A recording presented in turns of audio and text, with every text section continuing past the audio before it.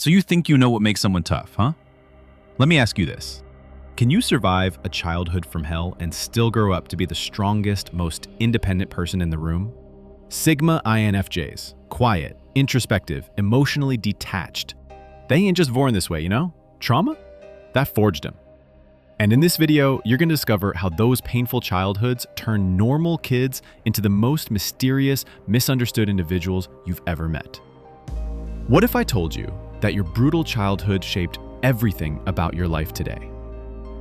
What if I told you it made you stronger than you'll ever admit? Listen up, folks. Sigma INFJs are not born, they're built in fire. They grow up in chaos, pain, and isolation, and somehow they turn that into their secret weapon. They're not introverts, they're survivors. This isn't some fluffy personality type you can slap a label on. These are people who've learned the hard way that the world is out to hurt them. They don't play by anyone's rules. And today, we're gonna break down exactly how that happens. Okay, so first things first, a deep-rooted need for solitude. Here's a harsh truth for you. The need for solitude, it ain't just a personality trait, it's a survival mechanism. Let's get real here for a hot second. See, Sigma INFJs don't crave alone time because they're shy or introverted. Nah. They crave solitude because it's the only way they've ever felt safe. Capiche? Imagine growing up in a world where people lie, betray, or hurt you without batting an eye. What do?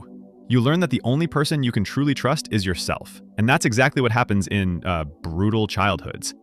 You're thrown into an environment where everything is unpredictable. Emotions, actions, words, all of it is a freaking gamble. So what's the easiest way to escape, huh? You retreat. You build your own world. Solitude becomes your shelter. Now, fast forward to adulthood, and that need for peace doesn't just disappear. In fact, it gets stronger. Sigma INFJs grow up to be adults who, more often than not, prefer isolation.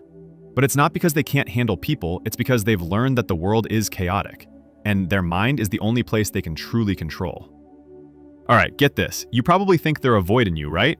Nah, they're protecting themselves, see? They ain't just retreating into their own little world for the sake of quiet time. They're doing it to keep from losing it. Every conversation, every interaction feels like a freaking drain.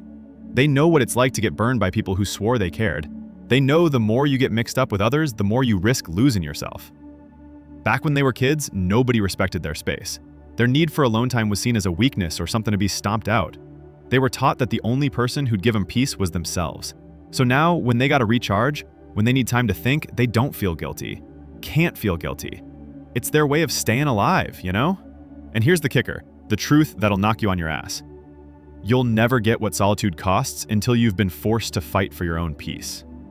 You can't just waltz into someone's world and demand their time, their energy, or their mind when you've never fought the battles they've fought.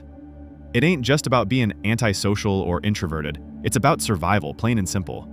So next time you see one of these Sigma INFJs pulling back into their shell, don't take it personal, capiche? They're not rejecting you, they're protecting the one thing they can still control, their mind. Solitude ain't a sign of weakness, it's their most powerful weapon. It's what lets them be who they are, strong, self-sufficient, and ready for any garbage the world throws at them.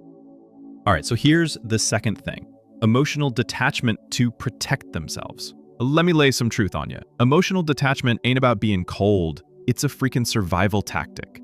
And here's the kicker. Sigma INFJs, they don't detach because they can't feel. Nah, it's way darker, way more twisted than that. They detach because growing up, feeling too damn much was like walking through a minefield. Let's break it down, huh? Picture this. You're a kid in some brutal, chaotic garbage dump where feelings are weapons. Every time you feel something, you're risking getting burned. Cry too loud, they'll call you a wimp. Get too attached, they'll ditch you. Open up and the world, they'll use your soft spots to tear you apart. So what do? You clam up. You figure out that showing your feelings, even the basic ones, is like holding a target on your back. You bury everything. You keep it all bottled up. By the time these Sigma INFJs hit adulthood, they're freaking pros at hiding their emotions. They've spent years sharpening that skill of emotional lockdown. They might feel everything deep down, but you'll never see it. They've learned to shove it all in boxes to cut off their feelings from what they do. They're the grandmasters of emotional control. And they ain't doing it for show. They do it because, back in the day, feeling too much almost destroyed them. Whoa, heavy stuff, right? So get this whole emotional detachment thing, it ain't about not giving a damn. It's about protecting themselves from getting burned again. Every single time they let someone in, they risk rehashing the same old crap, and they ain't about to do that. This emotional wall they've built, it's their way of keeping the world at bay. It's a shield, not a prison, see? And here's the honest truth. If you're waiting for them to show their feelings the way you expect, you're missing the whole damn point. They ain't gonna cry on your shoulder. They ain't gonna pour their heart out. They've learned that showing emotions to others is dangerous because most people don't get the weight of what they've been through. They've been through hell, and now they're guarding their peace with everything they've got. You might think they're cold or indifferent, but nah, it's not that they don't feel. See, it's that they feel too damn much. And they know that if they let it all out, it might swallow them whole. They've seen what happens when emotions get out of control. They've seen the destruction, the manipulation, the chaos that comes when people don't know how to handle their feelings. So they learned to bottle it all up, never letting anyone in too deep. So if you want to get them, stop judging them for their emotional distance. They're not cold, they're survivors. And that emotional detachment, it's their armor, protecting the one thing that's kept them going, their ability to stay sane in an insane world. Third, a sharp, unfiltered sense of empathy. Let me give you a little reality check. The more someone's been through the ringer, the more they can spot the pain in others. You think empathy is about like offering a hug or some comforting words, right? Nah. Real empathy is about feeling someone else's pain so deeply that it just cuts you to the core. For Sigma INFJs, empathy isn't a choice, it's a survival mechanism. They didn't just learn it, they had to. Growing up in a brutal environment, they had to learn how to read people. They couldn't afford to miss the signs of emotional distress.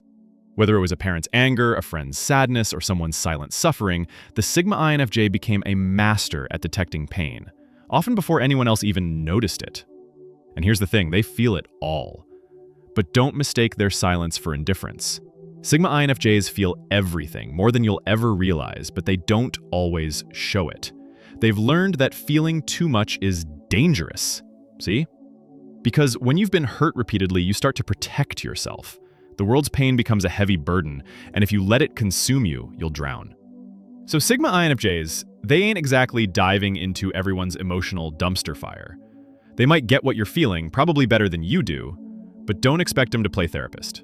Why? Been there, got the t-shirt, you know. They figured out the hard way that not everyone appreciates a good emotional bailout. So they keep their distance, not because they're jerks, but because they learned that handing out too much of themselves is like throwing a party for their own destruction. And here's the kicker. You'll never even know how much they actually care, because they've learned to keep that stuff under wraps. They're not heartless, they're just survivors, all right? They figured out that empathy without a safety net will leave you splattered on the pavement, and they can't afford that kind of mess. So next time you're thinking a Sigma INFJ is apathetic, just remember, they feel everything, all right? They just know how to keep it on lockdown. It's not because they're cold fish, it's because they're way too damn soft for their own good. All right, so fourth thing, the need to constantly prove their self-worth. Here's the truth. Sigma INFJs don't need your approval, but they'll be damned if they don't prove their worth to themselves. You might think Sigma INFJs are these calm, collected people who don't care what anyone thinks. You're wrong. Deep down, they have an insatiable need to prove their worth. But it's not for the world, it's for themselves. Growing up in a brutal environment, they were constantly told they weren't enough. Whether it was criticism, neglect, or feeling invisible, they internalized it. It carved a deep wound in them, one that says, "You're not good enough." So they spend their entire lives fighting that voice. They have to prove to themselves that they're capable, strong, and worthy. It's a battle they'll never fully win, but it's a battle that fuels them. But here's the brutal truth. It's not about impressing you. It's about silencing their inner critic. They don't need your praise, your recognition, or your validation. They need to know, deep in their bones, that they've made it despite everything. They're constantly measuring their worth, not based on what others think, but based on what they've achieved in spite of their past. And here's what you don't get. You'll never see the internal struggle they go through. On the outside, they might look calm, even aloof, but inside, they're constantly pushing, striving, and questioning if they're enough. This drive isn't for accolades, it's for survival. They learned early that the world won't give them the validation they need. So they had to learn how to give it to themselves. If you think they don't care about proving their worth, think again. They're not doing it for you. They're doing it because they have to. They'll never admit it, but it's what drives them. And until they silence that inner voice of doubt, they'll keep pushing themselves harder than anyone can imagine. So, the next time you see a Sigma INFJ crushing it in their field, don't mistake their quiet confidence for a lack of effort. It's a constant battle, one that's been raging since their childhood. And they're winning it, one step at a time. Fifth, and I cannot stress this enough, a pathological need for independence. Here's a truth that might sting. Sigma INFJs don't need you. They don't need anyone. You've probably noticed it.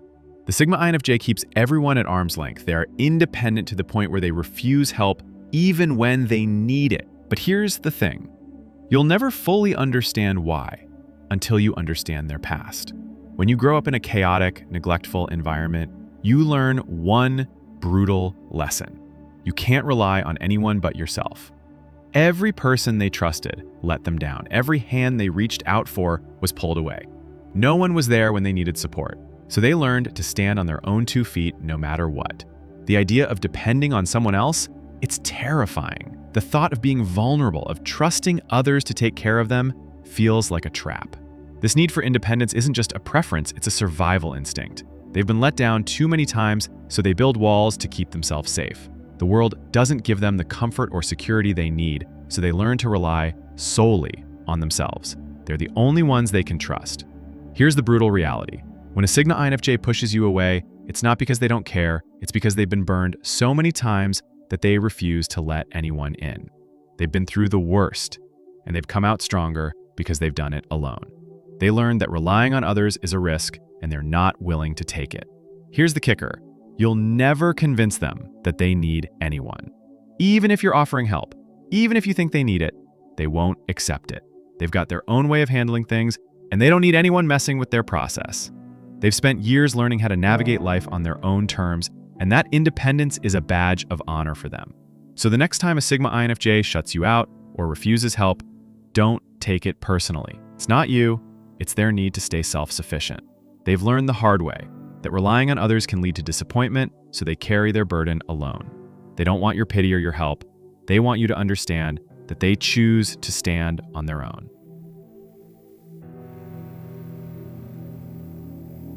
6 on the list, a quiet but unstoppable inner strength. You know, the kind that doesn't announce itself but just gets the job done? Yeah, I'm working on that one myself, believe me. Here's something you won't hear often. The strongest people aren't the loudest ones.